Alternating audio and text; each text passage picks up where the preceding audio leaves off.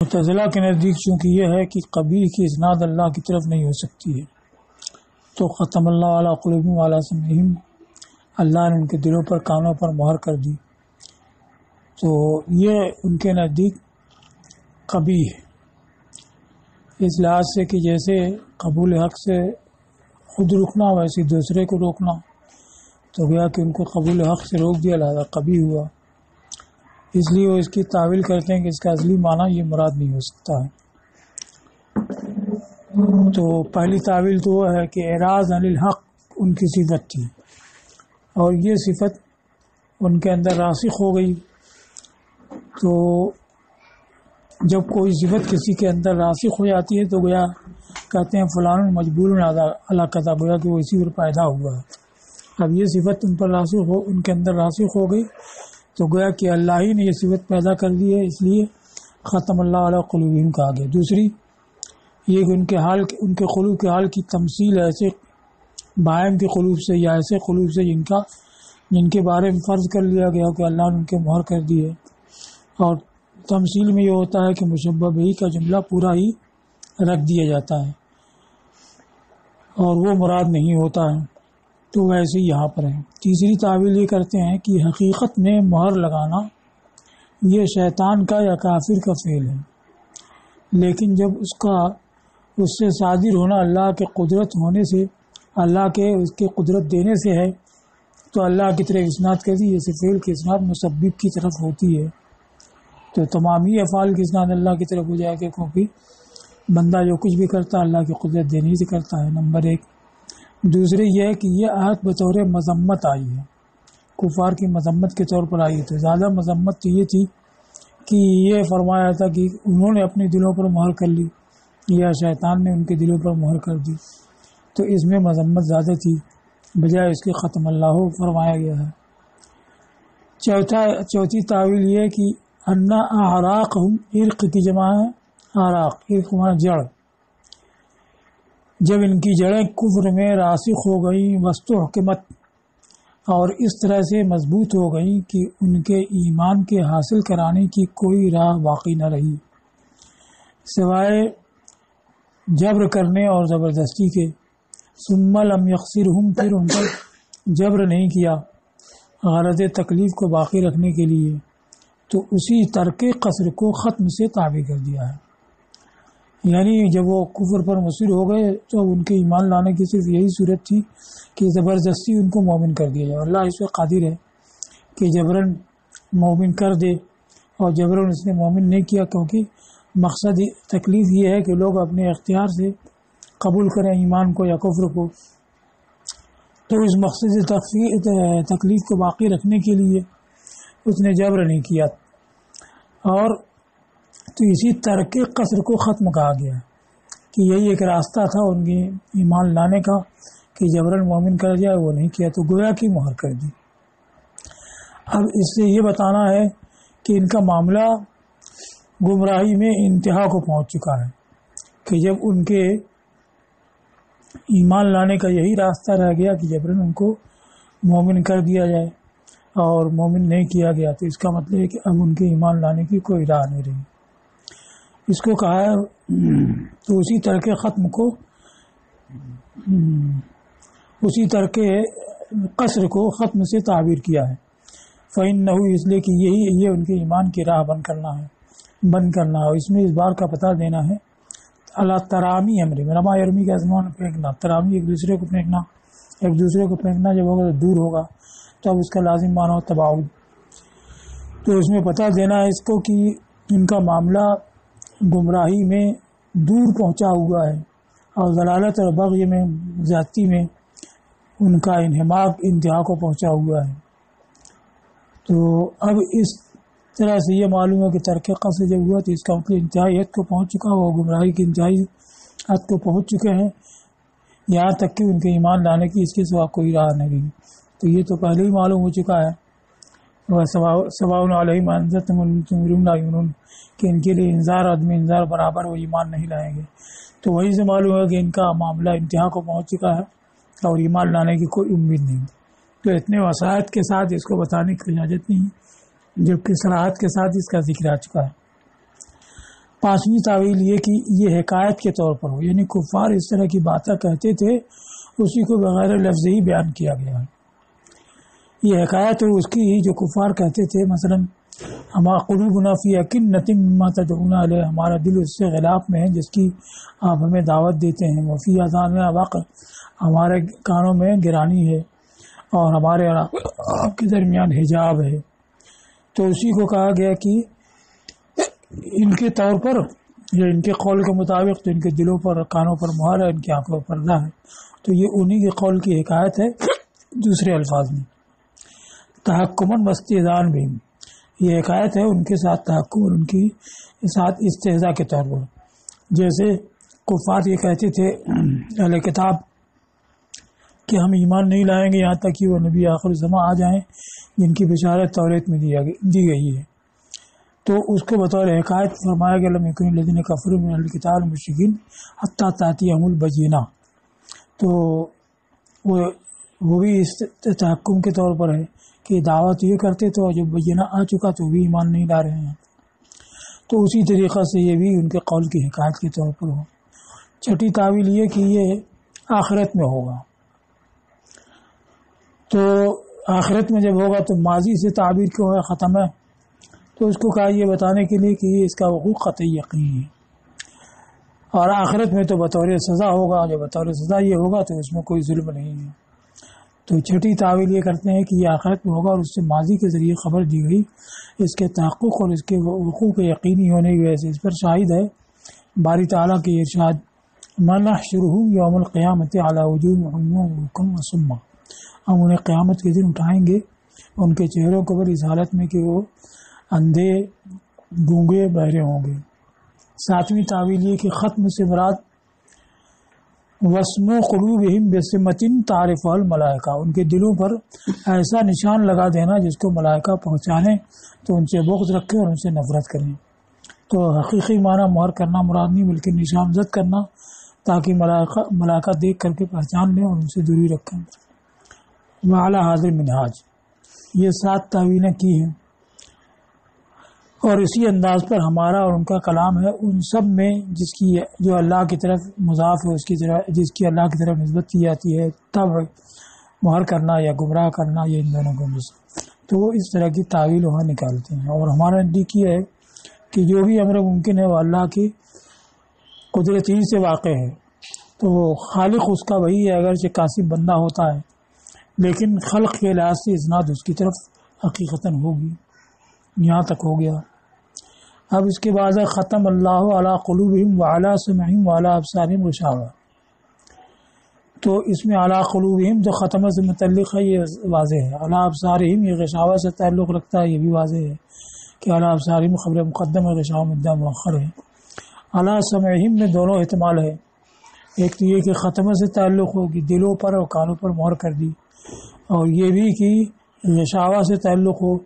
یعنی ان کے کانوں پر اور ان کی آنکھوں پر پردہ ہے، تو علی ابصارہم کا معطوف علیہ ہو اور غشاوہ سے اس کا تعلق ہو، تو ہے کدھر سے یہ متعلق، تو اس کو بیان کیا کہ یہ ختمہ سے متعلق ہے، اس لیے کہ دوسری جگہ قرآن میں آیا ہے وَخَتَمَ عَلَى سَمْعِهِ وَقَلْبِهِ، تو علی سمعہ جو ہے براہ راست ختمہ سے متعلق ہے۔ اب فرق یہ ہے کہ یہاں قلب کا ذکر پہلے ہے، سمع کا بعد میں ہے، تو اس وجہ سے کہ یہاں ایمان لانے تصدیق کرنے کا ذکر ہے، تصدیق میں مقدم جو ہے وہ قلب ہے،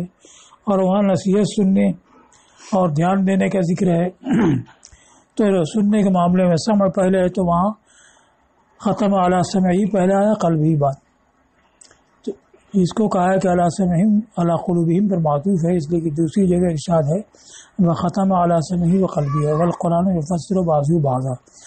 تو اس کے لحاظ سے یہاں بھی اعلیٰ سمع کا تعلق ختم سے ہونا چاہیے۔ دوسری دلیل کہ للوفاق وللوفاق الوقف علیہ، قرآن کا اتفاق ہے کہ اعلیٰ سمعہم پر وقف ہوگا،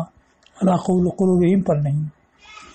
تو اگر کسی کے نزدیک اعلیٰ قلوبہم پر وقف ہوتا تو سمجھا جاتا کہ اعلیٰ سمعہم ما بعد سے متعلق ہے، جب اعلیٰ سمعہم پر عطف ہے وقف ہے تو معلوم ہو کہ ما قبلی سے متعلق ہے۔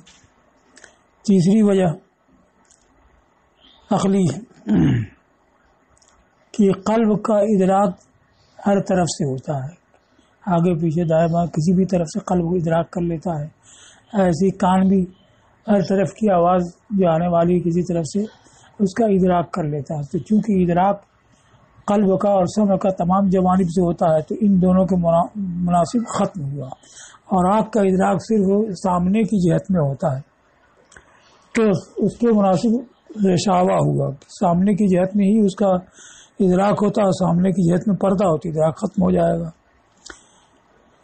اور اس وجہ سے کہ یہ دونوں یعنی قلب اور سمع جب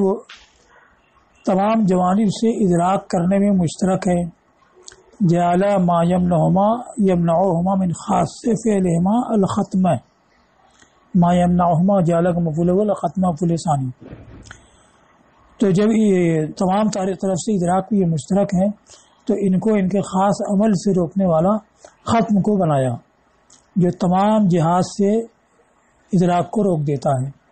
اور آنکھوں کا ادراک چونکہ مقابلہ کی سمت سے خاص ہے تو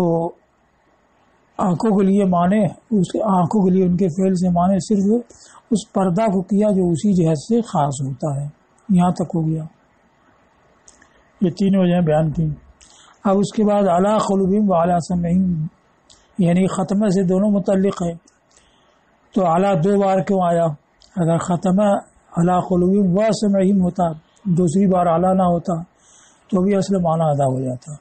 مگر دوبارہ علی آیا۔ اس کو بیان کیا کہ یہ بتانے کے لیے کہ قلب پر بھی ختم ہے اور سمع پر بھی ختم ہے، اور اگر عطف کے ساتھ ہوتا بغیر علی کے تو یہ سمجھا جاتا کہ قلب و سمع ملا کر کے ایک ختم ہے، اور جب دو علی کے ساتھ آئے تو معلوم ہے کہ دونوں پر مستقلاً ختم ہے۔ جیسے مررت بزید و عمر کہا جائے تو سمجھا جائے گا کہ ایک مرور ہوا جو زید و عمر دونوں کے پاس سے ہے، اور مررت بزید و بعمر کہا جائے دوبارہ بال آ کر کے تو اس کا مطلب یہ ہے کہ دونوں کے پاس سے الگ الگ مرور ہوا۔ تو اب یہ یہاں پر اعلیٰ دوبارہ ہے تو اس سے معلوم ہوا کہ دونوں پر الگ الگ ختم ہوا۔ مقرر الجار، اور اعلیٰ حرف جار مقرر رکھا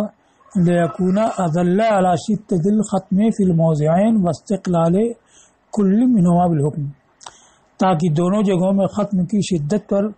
دلالت کرنے والا ختم کی شدت پر ان دونوں کے ان دونوں میں سے ہر ایک کے حکم میں یعنی ختم کے حکم میں مستقل ہونے پر دلالت کرنے والا ہو۔ تو اب اس سے ظاہر ہو جاتا ہے کہ ہر ایک پر مہر کی گئی الگ الگ، اور جب ہر ایک پر الگ الگ مہر ہوگی تو زیادہ سخت ہوگی۔ اب تیسری بات کہ قلوبہم ابصارہم یہ دونوں جمع ہیں اور سمعہم یہ واحد ہے، تو یہ اسماعہم جمع کیوں نہیں آیا، واحد کیوں آیا؟ تو اس کی وجہ بیان کی ہے کہ اصل میں تو یہ مصدر ہے سمع، اور مصدر میں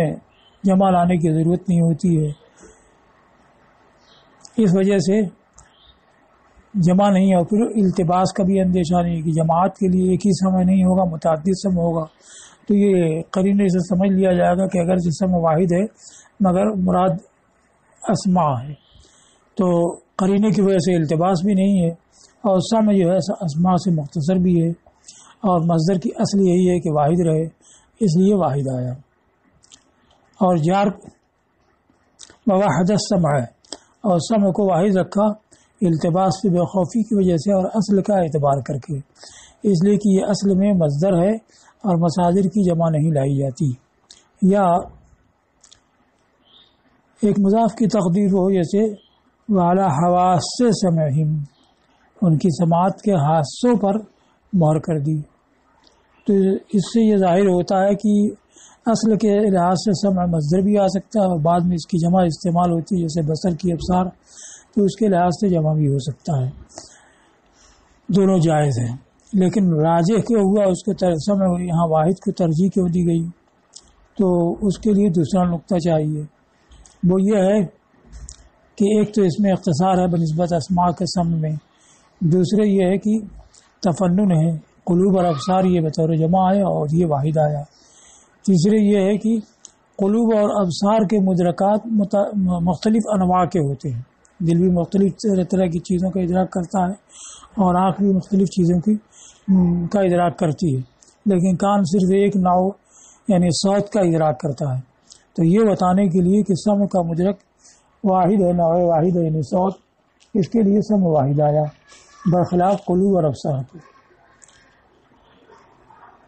لفظ ابصار کو بتایا. ایک تو ابصرہ یبصر ابصار دیکھنے کے معنی میں، بصرہ دکھ جانا، بینا ہونا، تو بصر کا معنی بینائی. ابصار یہ بصر کی جمع ہے، وہ ادراک العین، وہ ہے آنکھ کا ادراک، یہ اصلی معنی ہوا. پھر مجازن قوت باصرہ کو، یعنی آنکھ کے اندر جو بینائی کی قوت ودیعت کی گئی ہے اس کو کہا جاتا ہے. اور پھر آنکھ کو جو عضو ہے دیکھنے کا اس کو بھی بصر کہا جاتا ہے. یہی حال سمع کا ہے کہ اصل میں تو قوت سمع کا نام ہے کان کے ادراک کا. پھر اس کے بعد وہ قوت جو کان میں ودیعت کی رکھی گئی ہے اس کو کہا جاتا ہے. پھر وہ عضو جو سننے کا کام کرتا ہے کان، اس کو بھی کہا جاتا ہے. اور شاید کہ ان دونوں سے آیت میں مراد عضو ہے، کیونکہ ختم ہے تو ختم کے مناسب عضو ہی ہے. تو یعنی اعضاء کی میں ایسی حیثیت پیدا کر دی گئی ہے کہ حق کو قبول نہیں کرتے، سنتے نہیں. اور شاید کہ لعل سے بیان کیا، چونکہ یہ منصوص تو ہے نہیں تو یہ مستخرج ہے، تو ادباً اس کو قطعی طور پر نہیں بیان کیا بلکہ لعل کے ساتھ ذکر کیا، اور ایسی اور جگہوں بھی ہے. اور شاید کہ ان دونوں سے آیت میں مراد ہے عضو، اس لیے کہ یہ ختم کے اور تغطیہ کے زیادہ مناسب ہے. یعنی ابصار میں بھی عضو مراد ہے اور سمع بھی. اور قلب سے مراد وہ ہے جو محل علم ہو، اور کبھی قلب بولا جاتا ہے اس سے عقل اور معرفت مراد ہوتی ہے. جیسے ارشاد ہے ان فی ذالک لذکری لمن کان لہ قلب، بے شک اس میں نصیحت ہے اس کے لیے جس کے پاس قلب ہو، یعنی عقل و معرفت ہو. کہ قلب مانا پال گوشت، یہ تو سب کے پاس ہے. تو اب یہاں قلب سے مراد جس کے پاس سمجھ ہو، عقل اور ادراک ہو. اب یہاں پر ہے علی ابصارہم غشاوہ، تو اس میں امام ابو عمرو بصری اور علی کسائی کے نزدیک امالہ ہے، یعنی علی ابصارہم غشاوہ. تو قاعدہ یہ ہے کہ حروف مستعلیہ سے پہلے الف آئے یا حروف مستعلیہ کے بعد آئے تو اس الف میں امالہ نہیں ہوتا ہے. تو 7 جو حروف مستعلیہ میں سے خود سے وقت میں سے ہے، تو اب یہاں پر الف کا امالہ کیسے ہوا؟ تو اس کا جواب دیا ہے کہ اصل تو یہی ہے کہ حروف مستعلیہ کے بعد یہ پہلے الف آئے تو اس میں امالہ نہ ہو، لیکن یہاں اس کے بعد رائے مکسورہ آ رہی ہے اور راہ میں تقریر پائی جاتی ہے. تو اب یہ رائے مکسورہ جو ہے گیا 2 کسرے کے حکم میں ہے، اور 2 کسرے کے حکم میں ہونے کی وجہ سے یہ حرف مستعلیہ پر غالب آ گئی. تو حرف مستعلیہ جس میں کہ زبان اوپر کو جاتی ہے، آواز اوپر کو جاتی ہے، تو اس کا تقاضا ہوتا ہے کہ اس میں امالہ نہ ہو، اور راہ میں مکسورہ میں نیچے کو آئے گی تو اس کا تقاضا ہے کہ امالہ ہو سکے. تو اس وجہ سے راہ کو غلبہ کی وجہ سے یہاں پر امالہ ہوا، اور نہ رائے مکسورہ نہ ہوتی تو امالہ نہ ہوتا. اور اس کا صاد کے ساتھ امالہ جائز ہوا، اس لیے کہ رائے مکسورہ حرف مستعلیہ پر غالب ہے کیونکہ اس میں تقریر ہے. والا ابصارہم غشاوہ کی ترکیب کیا ہوگی؟ تو جمہور کے نزدیک تو یہی ہے کہ اعلیٰ ابصارہم خبر مقدم غشاوہ متأخر متأخر من کے جملہ. اور دوسری ترکیب اخفش کے نزدیک اعلیٰ ابصارہم ظرف اور غشاوہ فاعل ظرف اپنے فاعل سے مل کر کے جملہ ظرفیہ. یہ ترکیب جمہور کے نزدیک نہیں ہو سکتی، اس لیے کہ ظرف کے عامل ہونے کے لیے وہی شرط ہے جو اس میں فاعل کے عمل کے لیے شرط ہے، کہ اس میں فاعل سے پہلے کوئی وہ ہو جس کے اوپر اس کا اعتماد ہو، مسند الیہ ہو یا موصوف ہو یا موصول ہو یا حرف نفی ہو یا حرف استفہام ہو، تبھی اس میں فاعل عمل کرتا ہے جو حال یا استقبال کے معنی میں. تو اب یہاں ظرف سے پہلے نہ مبتدا ہے نہ موصول ہے نہ موصوف ہے، لہذا یہاں عامل نہیں ہوگا. جمہور کے نزدیک ہی ہے، اور اخفش کے نزدیک یہ شرط نہیں ہے. تو ان کے نزدیک یہ بھی ہو سکتا ہے کہ اعلیٰ ابصارہم ظرف اور غشاوۃ فاعل ظرف. تو اس کو کہا ہے کہ یہ غشاوۃ ابتدا کی وجہ سے مرفوع ہے سیغہ کے نزدیک، ایسے جمہور کے نزدیک ہے، سیغہ کے امام ہونے کی وجہ سے ان کا ذکر کر دیا. اور جار مجرور سے مرفوع ہے اخفش کے نزدیک، یعنی اعلیٰ ابصارہم ظرف سے وہ مرفوع ہے اخفش کے نزدیک. اس اخفش کے بارے میں اس قول کے بارے میں کہا ہے کہ اس کی تائید جملہ فعلیہ پر عطف کرتا ہے، یعنی یہ جملہ جو ہے ختمہ پر عطف ہو رہا ہے، ختم اللہ جو جملہ فعلیہ ہے، اور جملہ ظرفیہ جو ہے وہ جملہ فعلیہ سے قریب ہوتا ہے، اس لیے کہ اس کا حاصل ثبتہ یا ثابت ہوتا ہے، تو یہ ثبتہ سے تعلق ہونے کے بعد فعلیہ ہو ہی جائے گا، اس وجہ سے ظرفیہ یہ فعلیہ سے قریب ہے، اور فعلیہ پر یہاں عطف ہو رہا ہے تو اس کے مناسب یہ ہے کہ یہی ظرف اس میں عامل ہو۔ اچھا، اب یہاں کچھ قرأتیں شاذہ ہیں، ان کو بیان کیا کہ شاذ قرأت میں غشاوتن پڑھا گیا ہے، وعلی ابصارہم غشاوتن۔ اب یہ غشاوتن منصوب کیسے ہوگا؟ تو اس کو کہا جعل کی تقدیر سے دیں، جعل علی ابصارہم غشاوتن، جیسا کہ دوسری جگہ قرآن میں آیا ہے، ختم علی سمعہ و قلبی وجعل علی بصرہ غشاوہ۔ تو اس طرح سے یہاں جعل مقدر ہو، اس کا مفعول بہی ہو، ایک ترکیب۔ دوسری یہ کہ ختمہ سے متعلق ہو، اور اصل ہے ختمہ علی ابصارہم بغشاوتن۔ اب بغشاوتن میں بائے جارہ جو حذف کر دیا گیا، اور فعل کو اس کی طرف غشاوہ کی طرف متعدی بنفسہ کر دیا گیا، جیسے واختار موسیٰ قومہ، کہ اصل میں من قوم ہی تھا۔ اور غشاوہ ہے، غشاوہ مرفوع ہے ابتدا کی وجہ سے صیغہ کے نزدیک سے، وقرئ بالنصب علی تقدیر، یہ غشاوتن نصب کے ساتھ پڑھا گیا ہے، جعل وجعل علی ابصارہم غشاوتن کی تقدیر پر، یا جار کے حذف اور ختم کی بنفسہ اس تک پہنچانے کی تقدیر پر، اور معنی ہوگا وختم علی ابصارہم بغشاوہ، تو ان کے کانوں پر ان کی آنکھوں پر ایک پردہ کے ذریعے مہر کر دی،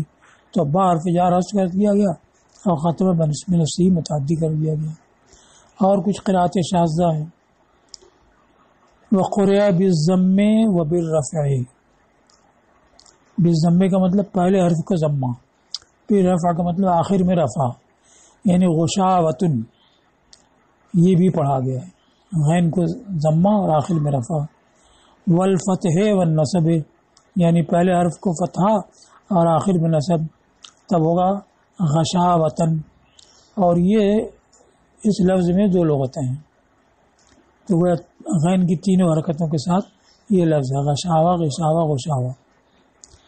اور شاذ قرأت ہے اور پڑھا گیا غشوتن کسرے کے ساتھ آخر میں، اس حالت میں کہ آخر میں مرفوع ہے، تو وعلی ابصارہم غشوتن، تو غین پہ کسرہ اور آخر میں رفع، اور فتح کے ساتھ اس حالت میں کہ مرفوع ہے یعنی غشوتن، اور منصوب بھی یعنی غشوتن بھی۔ اور پڑھا گیا عشاوہ، عشا کا معنی رتودی ہونا، عشاوہ رتودی والا ہونا، تو عین کے فتح کے ساتھ عین محملہ کے ساتھ عشاوہ بھی پڑھا گیا ہے، عین غیر معجمہ کے ساتھ۔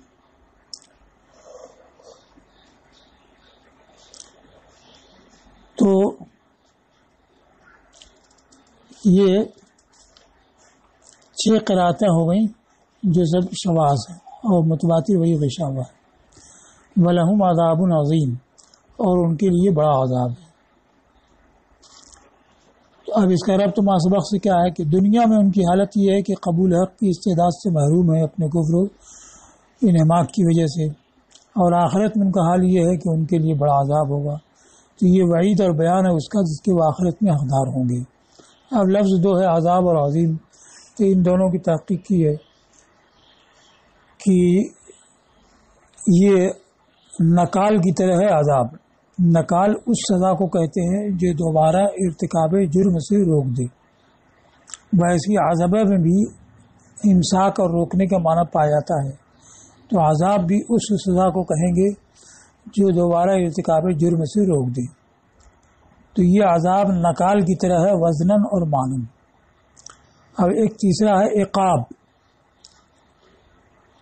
تو عقاب یہ معاقبہ سے ہے، معاقبہ بعد میں ہونا پایا جاتا ہے، تو معاقبہ جو اس سزا کو کہتے ہیں جو جرم کے بعد ہو، اب چاہے دوبارہ ارتکاب جرم سے روکے یا نہ روکے، دونوں اس میں داخل ہے، تو عقاب جو ہے وہ نکال سے اہم ہے۔ پھر اس کے بعد عذاب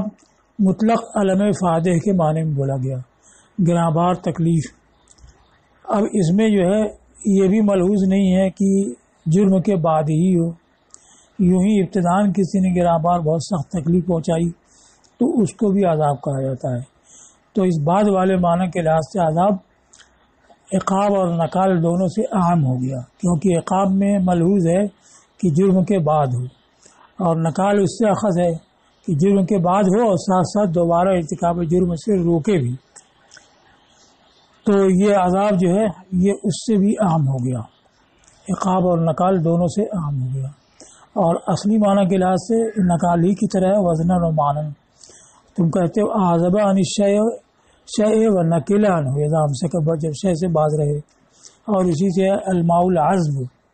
اس میں بھی روکنے کا معنی ہے، لأنہ یقمع العطش و یردعہ، کہ شیریں پانی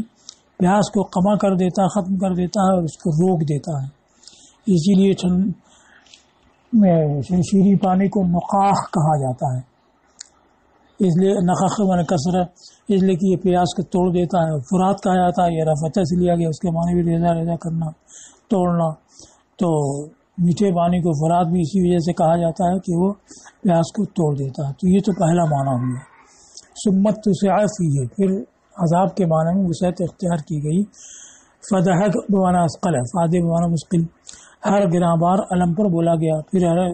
گراں بار علم پر بولا گیا، اگرچہ نکال نہ ہو۔ نکال یعنی ایسا عقاب نہ ہو جو مجرم کو دوبارہ ارتکاب جرم سے روکے، جناح جرم کرنا۔ تو یہ ان دونوں سے عام ہو گئی، اس دوسرے معنی کے لحاظ سے ان دونوں سے، یعنی نکال اور عقاب، کیونکہ عقاب میں جرم کے بعد ہونا ملحوظ ہے، اور نکال میں جرم کے بعد ہونے کے ساتھ یہ ملحوظ ہے کہ ایسی سخت سزا ہو کہ دوبارہ ارتکاب جرم سے روکے۔ قیلہ سے بیان کیا ہے کہ کہا گیا کہ عذاب کا اشتقاق تعذیب سے ہے۔ تعذیب کا معنی ازالۃ العزم، شیریں حالت کو دور کر دینا، جیسے تقضیہ، ازال القضا، آنکھ سے تنکوں کو خس و خاشاک کو دور کرنا، تمریض، تیمارداری کرنا یعنی مرض کو دور کرنا۔ تو ایسی تعذیب شیریں حالت کو دور کرنا، لیکن ظاہر یہ ہے کہ تعذیب خود عذاب سے مشتق ہے، نہ یہ کہ عذاب تعذیب سے، کیونکہ کہا جاتا ہے عذبہ وانا عذاب کرنا۔ اب لفظ عظیم ہے، اس کو کہا کہ یہ حقیر کی ضد ہے، یعنی اس کے مقابلے میں بولا جاتا ہے، منطقی نقیض مراد نہیں ہے۔ اور کبیر جو ہے یہ صغیر کی ضد ہے، تو جس طریقے سے کہ حقیر یہ صغیر سے کمتر ہوتا ہے تو عظیم یہ کبیر سے بڑھ کر کے ہوگا، یہاں تک ہو گیا۔ اب عذاب عظیم فرمایا گیا، تو عظیم کبیر یہ تو اجسام کی صفت ہے نا، کہ جسم کوئی بڑا ہے چھوٹا ہے، اور عذاب سے معنوی چیز ہے، اس کے لیے عظیم ہونے کا مطلب کیا ہے؟ پھر اس کو کہا کہ دوسری قسم کی تکالیف سے جب اس کا مقابلہ کیا جائے تو ان سب سے بڑھا ہوا ہوگا، اس لحاظ سے اس کی صفت میں عظیم آیا۔ اور عظیم سے عذاب کی صفت لانے کا مطلب یہ کہ جب اس کا اندازہ کیا جائے بسائر مائے جانے سے، ان سب چیزوں سے جو اس کی ہم جنس ہے، تو قاصر عنہ جمیع ہو، تو سب کے سب اس سے قاصر و کمتر ہوں، وہ حقور بالاضافۃ الیہ، اور اس کے بنسبت حقیر ہوں۔ یہاں تک ہو گیا۔ عذاب عظیم یہ بھی نکرہ ہے، وَلَهُمْ عذاب عظیم، وَعَلَىٰ أَبْصَارِهِمْ غِشَاوَةٌ بھی نکرہ ہے۔ تو یہ نکرہ کیوں آیا دونوں جگہ؟ تو اس کو کہا کہ آیت میں تنکیر کا مطلب یہ کہ ان کی آنکھوں پر ایک ایسا پردہ ہے جو اس سے نہیں ہے، جو لوگوں میں متعارف ہے۔ وہ کیا ہے؟ الطعام یعنی الآیات، طعامی تفاعل سے یعنی خود بخود اپنے اختیار سے اندھا بننا، وہ آیتوں سے اندھا بننا۔ اور وَلَهُمْ عَذَابٌ عَظِيمٌ یہاں بھی تنکیر ہے، تو اس کو بیان کیا کہ ان کے لیے بڑے آلام سے، بڑی تکلیفوں میں سے ایک بڑی نوع ہے، ایک عظیم نوع ہے جس کی حقیقت اللہ ہی جانتا ہے۔ تو اس وجہ سے نکرہ کے طور پر ذکر کیا کہ نکرہ غیر معروف ہوتا ہے، تو گویا کہ عام لوگوں معروف نہیں، حقیقت اللہ ہی جانے۔